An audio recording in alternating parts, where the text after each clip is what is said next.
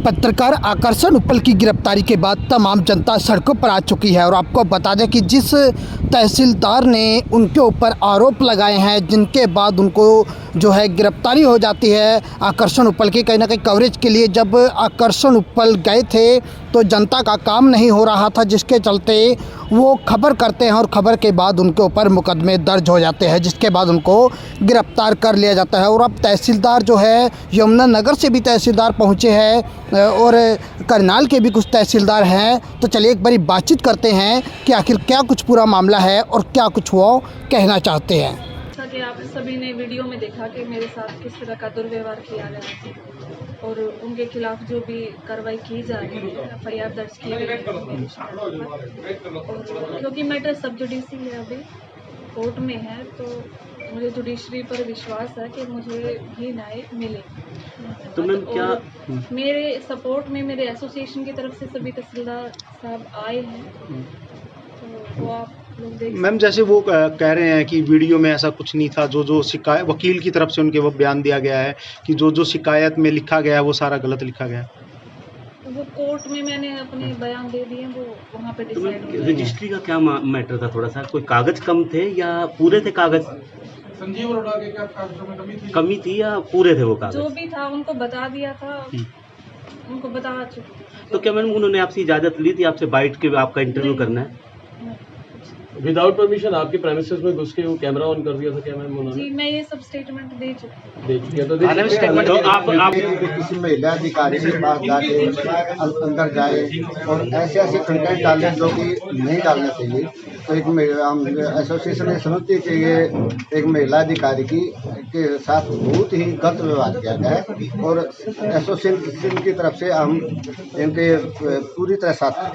Sir ma'am के ऊपर ये भी आरोप लगाए जा रहे थे कि काम नहीं किया जाता है, यहाँ पर लोगों को केवल परेशान किया जाता है। मैम के ऊपर आरोप लगे जा रहे हैं। यदि ऐसी बात है तो हमारे ऊपर क्रॉस चेक है, एसडीएम साहब बैठे हैं, डीआरओ साहब बैठे हैं और हमारे ऊपर डीसी साहब बैठे हैं, कमिश्नर है। तो यदि ऐसी कोई किसी आदमी को ऐसी कोई दिक्कत थी तो हमारे उच्च अधिकारियों को अवगत कराना चाहिए था। और जो यदि मैडम ने कोई गलती की थी तो उसकी जो गलती बनती थी, अनुशासनिक कार्रवाई या कोई कानूनी कार्रवाई, तो कानूनी कार्रवाई कर सकते थे। लेकिन ये तो नहीं है कि बगैर इजाज़त के अंदर घुसना और यहाँ तक लिखना कि मैं बाथरूम से निकाला, तो इस तरह की कुछ हमें मानते हैं गलत है और एक महिला अधिकारी के साथ ऐसा बर्ताव नहीं होना चाहिए। सर लोगों की बाहर लंबी लंबी लाइनें होती है, लेकिन लोगों के भी आरोप ये रहते हैं तहसीलदारों के द्वारा परेशान किया जाता है, उनके काम नहीं होते। नहीं, यदि ऐसी है तो वो हमारे अधिकारी है, डीआरओ साहब है, एसडीएम साहब हैं और डीसी साहब हैं, तो यहाँ कमिश्नर साहब भी बैठते हैं, तो उनके खिलाफ अपनी शिकायत रख सकते हैं, इंक्वायरी हो जाती। सर अगर बात करें तो मीडिया को तभी बुलाया जाता है जब जनता दुखी होती है, तंग होती है। कहीं ना कहीं जाए तंगी का ही आलम रोज देखते हैं। बाहर तहसील के सामने लाइनें लगी हुई होती हैं। नहीं, मैं इसके बारे में यहाँ की तहसील के बारे में कुछ कमेंट्स नहीं कर सकता। मैं तो एसोसिएशन हम आए हैं, जो खबर दिखाई गई थी उसके बारे में क्या कहना? नहीं, खबर हम इसके बारे में दफ्तरी कार्य प्रणाली के बारे में मैं किसी प्रकार टिप्पणी नहीं दे सकता। लेकिन ये है कि जो खबर दिखाई गई, जो खबर जो यूट्यूब पे या और जो सोशल मीडिया पे चली है, ऐसी बात नहीं होनी चाहिए। ये जो आकर्षण उपल है एक फर्जी पत्रकार है, जो कि मैंने दिल्ली जो गवर्नमेंट है वहाँ से भी, चंडीगढ़ से भी, करनाल से भी रिपोर्टिंग ली है। यहाँ के किसी पत्रकार की जो सूची है उसमें ये शामिल नहीं है। इसका कार्य शुरू से लेके आज तक ब्लैकमेलिंग का रहा है। ये अधिकारियों को टारगेट करता है ताकि उनकी खबर दिखा के या तो उनको ट्रांसफ़र का वो हो जाए या तो उनका सस्पेंशन का हो जाए। तो इसका काम उस ब्लैकमेलिंग से है। मेरे साथ इसका मामला मोरनी से स्टार्ट हुआ था, जहाँ पर इन्होंने एक फ्रॉड रजिस्ट्री कराने की कोशिश की थी, वो मैंने नहीं की, मगर उसमें मेरे खिलाफ इन्होंने एलिगेशन लगा दिए। उस एलिगेशन की जब जांच हुई, जांच होने पर पाया गया कि इसने पत्रकारिता के दबाव में गलत रजिस्ट्री करवाने की कोशिश की गई और एक सरकारी जमीन को हड़पने का प्रयत्न किया गया था। विजिलेंस की जांच, पुलिस जांच, सीएम फ्लाई की जांच रिपोर्ट में ये दोषी पाया गया और अवैध पत्रकारिता का भी दोषी पाया गया, जिसके बाद इसके खिलाफ FIR दर्ज हो गई। कहाँ पर FIR दर्ज हुई थी? चंडी मंदिर पुलिस स्टेशन में FIR नंबर 246 2017 में दर्ज हुई थी। जैसे ही इसके खिलाफ FIR दर्ज होती है तो ये अनेक मामलों की तरह ये अपनी जो कुक्रम है और अभद्रता है, लज्जितपना है, वो इसका स्टार्ट हो जाता है। जब मैंने इसके खिलाफ एफआईआर दर्ज कराई तो इसने एक मेरा स्टिंग दिखाया, फिर उसके ऊपर मेरी खबर चलाई, उसमें लिखा खुद तहसीलदार का दोस्त एड्स का मरीज है, एड्स की बीमारी से ग्रसित है और तहसीलदार का जो आपस में इनके अवैध संबंध हैं उसको मैं उजागर करूंगा। इसकी पत्नी को भी एड्स की बीमारी लग चुकी है। जनता से प्रार्थना की गई कि इनसे दूरी बनाए रखे ताकि आपको एड्स की बीमारी ना लगे। ये मामला मेरा 2017 में एफआईआर दर्ज कराई। उसके बाद जब मैंने इसके खिलाफ कंप्लेंट नारनौल में दी, वहां पर इसके खिलाफ 2 एफआईआर दर्ज हुई। एक एफआईआर में ये इसकी कैंसिलेशन रिपोर्ट के बाद एफआईआर कोर्ट ने दोबारा इसको नोटिस कर दिया। इसने अब सेशन में अपील करी थी, वो सेशन की अपील इसकी खारिज होके इस आकर्षण उप्पल और इसकी पत्नी मोनिका उप्पल, इसकी बहन फलक उप्पल के खिलाफ वहां से गिरफ्तारी के जो वारंट है वो इसके जारी हो गए हैं। दूसरी एफआईआर वो भी अंडर ट्रेल में है। एक एफआईआर सिरसा डबवाड़ी में इसके खिलाफ इस जो अभद्रता के वर्ड यूज करता है, पत्रकारिता के दायरे से बाहर निकल के चीजें करता है, उसमें इसके खिलाफ एक एफआईआर वहां भी दर्ज है। इसके बाद इसका जो रवैया है वो रवैया परिवार की अगर बात किया फिर इसकी पत्नी के खिलाफ है, बहन के खिलाफ, वो कहाँ इन्वॉल्व हो जाते हैं? पत्नी बहन वो इसके साथ ये इन्वॉल्व हो जाते हैं कि जब कोई टारगेट होता है तो उस मामले में ये अपनी जो पत्नी है, बहन है, माँ को शामिल कर देते हैं। एक मामला 2016 का था जब इसके घर पे बिजली का छापा पड़ा, 2 इसी इसके डायरेक्ट चलते पाए गए, तो इसने अपनी जो माँ है उसको आगे करके चैन का और मान ले अश्लीलता का बिजली बोर्ड के जेई उनके खिलाफ मामला दर्ज करवा दिया और अपनी जो बिजली चोरी को उसको छुपा दिया, उनको आगे कर दिया। उसके बाद वो एफआईआर बाद में जो इंक्वायरी के बाद कैंसिल हो गई। आप जो आरोप लगा रहे हो कि इन्होंने ब्लैकमेलिंग की है, कैसे आप ये कैसे कह सकते हो? ब्लैकमेलिंग का जो मामला हुआ, एक सुबह जब रात को पैसे दिए गए थे, क्योंकि जब लोगों ने इसने मेरा पता किया कि वो इसके खिलाफ ये चीजें हैं, तो इसने पूछा कि मेरे को ब्लैकमेल कर रहा है, मेरे खिलाफ खबरें चला रहा है, मेरे खिलाफ ये इस प्रकार की खबरें चला रहा है। तो ये खबरें चलाने पर जब इसने ब्लैकमेलिंग के पास से पैसे मांगे गए तो रात को 1:30 बजे जाके सुभाष ठेकेदार से, जो शराब का ठेकेदार है, उससे ये 9 लाख रुपए लेके इसके घर पे जाके 1:30 बजे देखा है। मैं परमात्मा को साक्षी मानते कहता हूं कि इसने वो पैसे लिए हैं। और इसके बाद में जो अगली बात कहूंगा वो भी मैं बोलूंगा। जो इसने मेरे खिलाफ ये जो सर ये आरोप आप लगा रहे हो कि परमात्मा को साक्षी करके 9 लाख रुपए उसने लिया, आप कह रहे हो, क्या जिस ठेकेदार ने दिए वो बोल सकता है इस बारे में? जिस ठेकेदार ने दिए हैं उसने भी अपने जो बयान है वो इन जो जांच के दौरान अपने बयान एडमिट किए हैं। और ये जो डॉक्यूमेंट मैं आपको दिखा रहा हूँ ये उस कोर्ट केस का हिस्सा है। उस कोर्ट केस में एविडेंस के तौर पे ये शामिल है। और उसके बाद ये लगातार ये 1.5 महीने तक फरार रहा। यहाँ इसको जमानत नहीं मिली। हाई कोर्ट में जाके एक बड़ा एडवोकेट हायर करने के बाद इसको 1.5 महीने बाद जमानत मिली। ये फरार रहा। सर मोरनी के बाद नारनौल से क्या कनेक्शन था? मोरनी के बाद जब उसकी मेरे वहां से आ गया, उसके बाद इन्होंने क्या किया, क्या इसके खिलाफ एफआईआर दर्ज होगी, जिससे ये मेरे खिलाफ अभद्रता दिखाना शुरू कर दिया। जो भी कमेंट करता, मैं जहां भी गया, मैं इसके खिलाफ जब मेरे बारे में बोलता, मैं इसके खिलाफ पुलिस में दरखास्त देता और एक सिविल डिफेमेशन का सूट डालता। तो इसके खिलाफ जहां मैंने नारनौल में देखी तो मैंने नारनौल में दी, तो इसके खिलाफ नारनौल में 2 एफआईआर दर्ज है और सिविल डिफेमेशन के सूट इसके खिलाफ। तो इससे पहले आप मीडिया के सामने क्यों नहीं आए सर? आज ही क्यों आए? मीडिया के सामने मैं पहले भी आके इसके बारे में बता चुका हूँ। जो पीछे जब नारनौल सीएसपी हुई थी उसके बारे में भी इसका खुलासा मैंने कर दिया था। जो एक और चीज बताओ, जब आप सच्चे हैं, आपने सारे सबूत भी दिए हैं, तो फिर पहले कार्रवाई क्यों नहीं हुई? पहले कार्रवाई इसके खिलाफ चल रही है रेगुलर। मगर ये एक है ना, अपने आप को इतना बड़ा पत्रकार साबित करके, फर्जी पत्रकार है मगर बड़ा साबित कर रहे, लोग इसके खिलाफ एक्शन करने से डरते थे। ये एक तहसीलदार का मैटर था, लेडी तहसीलदार था, इसलिए सुन लिया। वरना क्या होता है कि जब मेरे खिलाफ एड्स की चीजें दी गई और उसने पुलिस ने ये माना प्रथम दृष्टया कि ये इसने डेफेमेशन किया है, मान्य है, मगर आईपी एड्रेस नहीं लिए गए। क्यों नहीं लिए गए? कि ये प्रेशराइज करता है एक पत्रकारिता को हद को पार करके एक अपने तहसीलदार वाले मामले को आप कैसे लेकर मानते हैं? जो प्रकरण तहसीलदार साहिब का हुआ है तो कैसे उसको आप देखते हैं? तहसीलदार वाले मामले में इसने बिल्कुल अपनी हदें पार कर दी। जो एक लेडी तहसीलदार थी उसकी मर्यादा होती है, हमने अब उसको देखा, वो बहुत सहमी हुई थी, बहुत घबराई हुई थी। इस प्रकार से उसके बाथरूम तक उसको खटखटाना, उसको ठोकना, यानी एक जो हद होती है उस हद को पार कर दिया। वो काफी असहज महसूस कर रही है। तो सर क्या किसी कोर्ट से वारंट जारी हुए हैं? इसके नारनौल कोर्ट से वारंट जारी हुई है इसके खिलाफ, इसकी पत्नी के खिलाफ और इसकी बहन के खिलाफ। सर ये फरार क्यों रहा 1.5 महीने, क्या कारण था? 1.5 महीने जो ये फरार रहा, वो एक्साइज इंस्पेक्टर से इसने जो वसूले थे पैसे, उस मामले में ये फरार रहा। जो इसके 2 साथी थे उनसे 5.5 लाख रुपए वसूल कर लिए थे। बाकी जो इसके पास 9 लाख रुपए थे, वो 9 लाख रुपए की रिकवरी से हुई थी।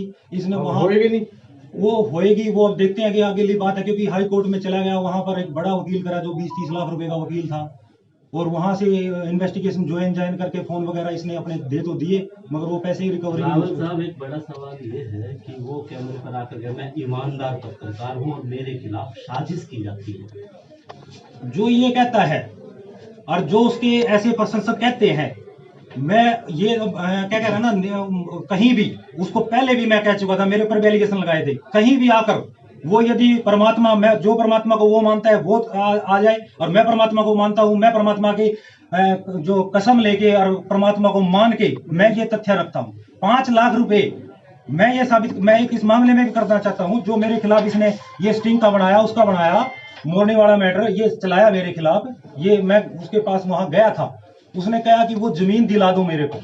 जो कुलजिंदर मोहन सिंह भाट है वो जमीन को हड़पना चाहता है। 10 करोड़ की जमीन है जो वन विभाग की है, फॉरेस्ट की, और फॉरेस्ट ने भी अपनी जांचों मानना है कि वो फॉरेस्ट की जमीन है। इस मामले में जब मैं गया तो इसने मेरा स्टिंग कर दिया, स्टिंग के बहाने मेरे को ब्लैकमेल किया, मेरे से 5 लाख रुपए एज ये लिए कि जी हम कुछ कार्रवाई नहीं कर रहे। 5 लाख रुपए में कैश दिया था, कैसे दिया था? 5 लाख रुपए एक बीच में जो मीडिएटर था उसके माध्यम से दिए गए थे, और 5 लाख रुपए इस बात के दिए गए थे कि कुछ कार्रवाई नहीं करेंगे, मगर ये ब्लैकमेलिंग में मेरे पीछे आपने 5 लाख रुपए क्यों दिए? 5 लाख क्यों दिए थे आपने? 5 आपने गलत काम किया होगा। अब मैं एक अधिकारी हूँ, मैं इस मैटर को ज्यादा लंबा, क्योंकि अब तक चल रहा है, मैं उस पर फिर अब आज तक लड़ रहा हूँ, और उसमें मैं बिल्कुल कहीं आपने कोई शिकायत नहीं की है? आप निर्दोष हो सर, आप कह रहे हो आप निर्दोष हो, आप भगवान के ऊपर कसम खा सकते हो। 5 लाख रुपए देना क्या आपको लगता है आपने सही किया था? अगर उन्होंने अपराध किया तो उससे बड़ा अपराध आपने किया, घूस खिलाकर। जब इसका काम ही घूस खाने का है और ब्लैकमेलिंग करने का है, मेरे को पता है ये पहले से ब्लैकमेलर है, तो मेरे अगर आप सही थे तो क्या जरूरत थी पैसे देने की? भैया ये एक लड़ाई आप लड़ते हैं। कानूनी लड़ाई मैं लड़ रहा हूँ एक व्यवहारिकता में, जब कोई समाज के लोग आके बैठ जाते हैं और इसकी जो इसका पुराना धंधा है उस बातों को वो रखता है कि ये तो ऐसा ही है। कंप्रो किया आपने? मैंने कंप्रो किया, और वो इस बात के लिए किया कंप्रो कि ये इस बात के है कि जी हम उस मैटर में आपका अपना पक्ष नहीं, ऐसा आपके खिलाफ जो गलत लगा दिए थे एलिगेशन वो बंद कर दें। कितनी रकम दिया सर आपने?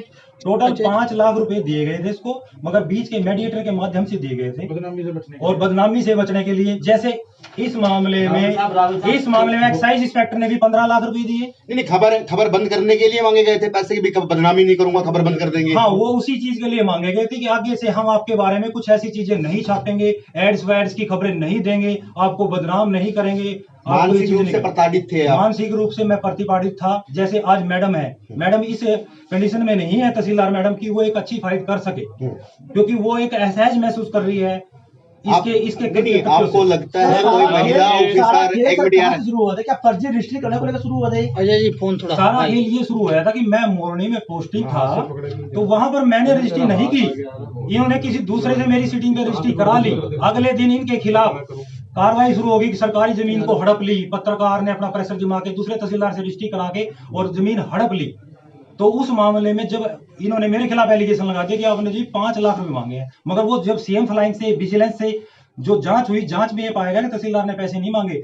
इसने अपनी पत्रकारिता का प्रभाव दर्शाकर वो चीजें करनी चाहिए और जमीन को हड़पना चाहा, जिसके बाद उन्होंने एफआईआर के आदेश करे। एफआईआर नंबर 246 चंडी मंदिर में इसके खिलाफ रजिस्ट्री, उसके बाद हाई कोर्ट में वो मैटर चला। हाई कोर्ट में उस रजिस्ट्री के ऊपर हाई कोर्ट ने आदेश पारित किया कि उसका जो कब्जा है वो रोड पे जो कोस्टली जमीन है उससे वहां रजिस्ट्री में काटा जाए, और वो आज रजिस्ट्री में कट चुका है। वहां पर लिखा गया था कि सड़क के साथ लगता है, वो हाई कोर्ट के आदेश के बाद रजिस्ट्री से कट चुका है। जैसे आप आरोप लगा रहे हो कि ये रजिस्ट्री फर्जी तरीके से करवाई गई थी, ललिता मैडम के द्वारा भी यही आरोप लगाया गया है कि रजिस्ट्री करवा रहे थे फर्जी तरीके से। ललिता मैडम के बारे में जैसे हमने पता किया कि एक पहले उन्होंने ट्रांसफर डीड करा, इसमें एनडीसी लिया है, उसके बाद एनडीसी के बगैर ये कहने लगा कि एनडीसी के बगैर कर दो, तो वो दूसरे डिपार्टमेंट में गए क्योंकि एनडीसी के बगैर कोई रजिस्ट्री नहीं करते हैं। तो वहां गए, वो कहने लगे जी हम तो ऐसे इसकी परमिशन दोबारा एनडीसी की नहीं देंगे। तो हम हमारे जो तहसीलदार मैडम से उसने कहा ये लिखवा के ले आओ कि दोबारा एनडीसी की परमिशन नहीं देंगे। तो ये इसका दोष था। ये अपने ही मेट्रो में अपने मेट्रो में इस प्रकार का कार्य करता है और कुछ एक वैसे कर लेता है। राहुल साहब, एनडीसी की बात कर रहे हैं तो मैडम से क्या ये सवाल पूछा गया कि एनडीसी चाहिए या नहीं चाहिए, या डायरेक्ट जो है कैमरा ही चला दिया गया? ये इसने इसी प्रकार एनडीसी का कोई नहीं, इसका काम है कि गलत काम को जो इसके मित्रों के या इसके जानकार के कोई गलत काम है उसको प्रेशराइज करके, अधिकारी को प्रेशराइज करके और वो गलत काम करवाए जाए। करनाल रिपोर्टर के तौर पे इसकी जितनी खबरें हैं मेरे पास हैं कि उसने पिछली चीजें देखें और उसने कितने मुद्दे उठाए कि गड़बड़ झाला, घोटाला, ये चीजें वो चीजें, और इतनी बड़ी बड़ी बातें इसने लिखी। जब ये रिपोर्टर था वो छोटी छोटी ब्लैकमेलिंग की थी। इसका काम यही है कि अधिकारियों को डराओ, या तो उसको सस्पेंशन होगा या उसका तबादला होगा। 2 दिन पहले करनाल में आकर्षण उत्पल और तहसीलदार के बीच जो कुछ हुआ उसे कैसे देखते हैं आप? जो आकर्षण उत्पल के द्वारा किया गया वो एक कृत्य एक दायरे से बाहर है, क्योंकि पत्रकार हमारे पास भी आते हैं। वो पत्रकारों को अपनी स्लिप देनी चाहिए है कि इस मैटर में कोई आपका वर्जन जानना चाहते हैं। आप भी पत्रकार हो, आपको पता है अपने दायरे का कि आप अपने दायरे में कैसे काम करते हो। इस प्रकार से दरवाजा खोलना, फिर बाथरूम तक जाना, खटखटाना, बाथरूम के अंदर है, मैंने बाथरूम के अंदर देख लिया है। क्या देख लिया है बाथरूम के अंदर, किस अवस्था में देख लिया है, ये एक सोचने वाला विषय है। और एक लेडीज थी। 354D और 353 कई धाराओं में मुकदमा दर्ज हुआ, तो सही किया कहीं ना कहीं पुलिस ने, क्योंकि बड़ी संगीन धाराएं हैं ये जितनी धाराएं लगाई गई हैं मामले में वो कम है। इसमें जैसे ये फर्जी पत्रकार है ही नहीं। करनाल का जो डीपीआरओ है, आप उसका वर्जन ले लो कि ये यहाँ पर रजिस्टर्ड सूची में है या नहीं है। जब ये सूची में ही नहीं, ये पत्रकार ही नहीं है, तो इसने एक 420 और की है कि ये अपने आप को खुद को पत्रकार बताता है। चलो मेरे पास उसकी डीपीआरओ की लिस्ट भी है, सारा कुछ है, जिसमें स्पष्ट लिख रखा भारत सरकार ने, चंडीगढ़ प्रेस वालों ने, करनाल ने ये स्पष्ट लिख रखा कि ये कोई पत्रकार नहीं है। रावल साहब, ये तो डीपीआरओ का जो नोट है उसमें भी लिखा है कि यूट्यूबर, ये तो उसमें भी लिखा है कि यूट्यूबर लिखा है, वो तो उन्होंने क्लियर कर दिया। ये 2 डिस्ट्रिक्ट हैं, यमुनानगर, कैथल डिस्ट्रिक्ट में इस चीज़ के जो यूट्यूबर है उनको डिसअलाउ किया गया है। मैं ये विनती करता हूं कि जैसे मामले हैं हर डिस्ट्रिक्ट के अंदर, इस प्रकार के जो अवैध पत्रकार हैं, जो फर्जी पत्रकार है, जो ब्लैकमेलिंग का कार्य करता है, उनको रोका जाए और एक डीपीआरओ के पास एक ऐसी लिस्ट हो जो सफिशिएंट हो। क्योंकि जब तक डीपीआरओ के पास ऐसी सफिशिएंट लिस्ट नहीं होगी तब तक ये जो यूट्यूबर हैं माइक उठा ले, मैं भी 10 माइक वाले तैयार कर देता हूँ, 20 माइक वाले कर देता, किसी के मुंह में छोड़ने के लिए तैयार हो जाता हूँ।